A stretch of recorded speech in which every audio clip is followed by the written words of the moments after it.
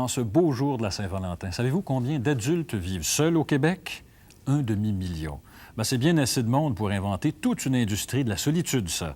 Et les boutiques de cette industrie s'appellent agences de rencontres, lignes téléphoniques ou alors boîtes vocales. Yves Bernard et Robert Larivière se sont lancés dans la course à l'âme sœur. Parlez-moi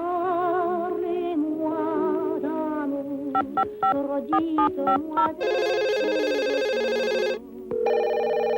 Pour entendre les annonces enregistrées par des personnes âgées de 18 à 24 ans, de 25 à 32 ans. Depuis environ 5 ans, c'est en effet l'explosion dans ce qu'on pourrait appeler l'industrie de Cupidon.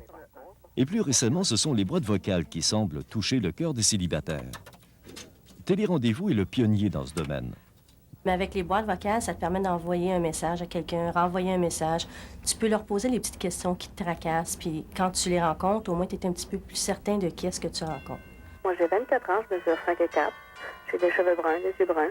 Je suis une fille qui est dynamique. Ça coûte sortir un soir, aller dans un bar, ça coûte quoi, une centaine de dollars. Et puis peut-être avec nous, si tu achètes un bloc de 1 heure pour 36 dollars, ça peut durer des semaines et des mois. Alors ça te coûte 1 minute, 2 minutes pour aller récupérer tes messages ou pour laisser un message à quelqu'un. Il est 20h28. On est de retour à Cruising Bar avant de poursuivre. Comme avec tous les André, soirs de la semaine, Daniel Parent anime à CKAC cette ligne ouverte de rencontre. Cette émission, qui utilise aussi les boîtes vocales, est maintenant le rendez-vous quotidien de centaines de célibataires. Alors, tu recherches quel genre de fille, toi, Christian? Dans la vingtaine, Oui. entre 25 ans. C'est de cette façon qu'Evelyne Allongé trouva son compagnon il y a quelques mois. Ça a été comme un pur hasard. Je revenais le soir, c'était pas question du tout, même pas que je m'installe devant la télévision, j'avais pas le temps, j'avais plusieurs choses à faire. Puis j'ai pris le téléphone à la dernière minute pour téléphoner. Puis je sais pas ce qui m'a poussé à le faire. Puis c'est comme le lendemain, quand j'ai pris mes messages, puis j'ai entendu la voix de la personne avec qui je suis, là, ça a fait comme un déclic.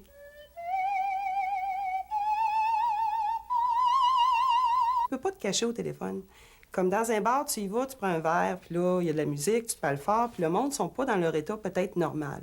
Tandis qu'au téléphone, tu es chez toi, dans ton milieu, tu prends le temps d'appeler quand toi, tu es libre, que tu n'as vraiment rien qui va te distraire, puis tu te laisses aller, puis tu parles des vraies choses.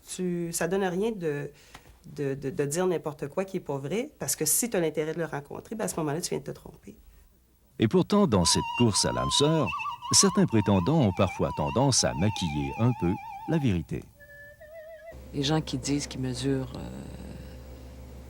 je sais pas moi, 6 pieds, 5 pieds 11, qui ressemblent à Robert Redford, puis là, ben, quand les femmes arrivent au rendez-vous, mais c'est la même chose chez les femmes, là, je dis pas ça uniquement pour les hommes. Disons peut-être que les hommes s'identifient plus facilement, se comparent plus facilement à Kenny Rogers, puis bon, c'est toujours les mêmes qui reviennent de toute façon. Ils ressemblent tous à Kenny Rogers, Michel Louvain, Burt Reynolds, lui, il revient très souvent. Tu faut être tous tes cheveux, puis bien chevelu, puis pas de bédaine, puis grand, puis, tu sais, les petits bouts de commun avec une petite bédaine, puis pas de cheveux, t'as pas grand-chance, tu sais.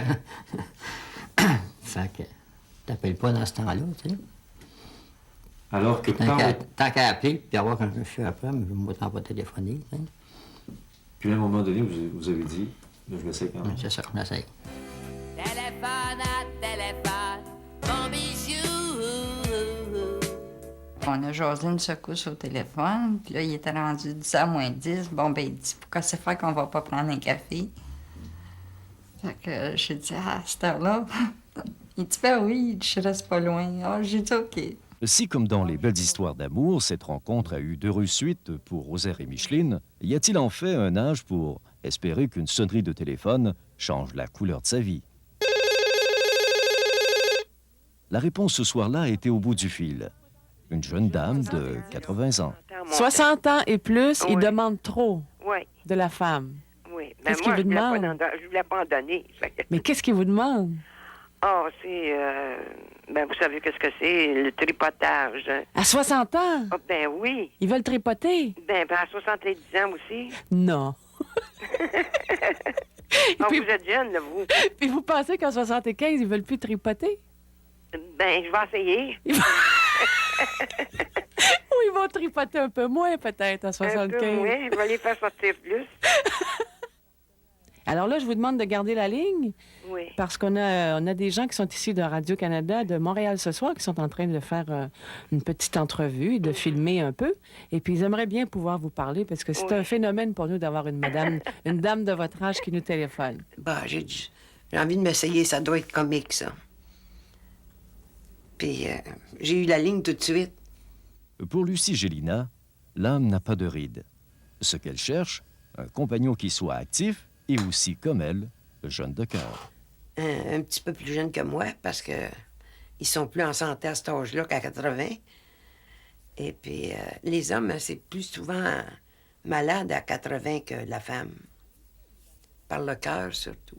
Vous avez entendu Lucie, une dame qui a 80, elle est de Laval, 5 pieds 2, 138 livres, elle se cherche un compagnon, pas trop jeune, parce qu'elle a le tripotage, messieurs, un instant. Là. Alors, ça lui prend un homme de 75 ans et plus, jusqu'à 80.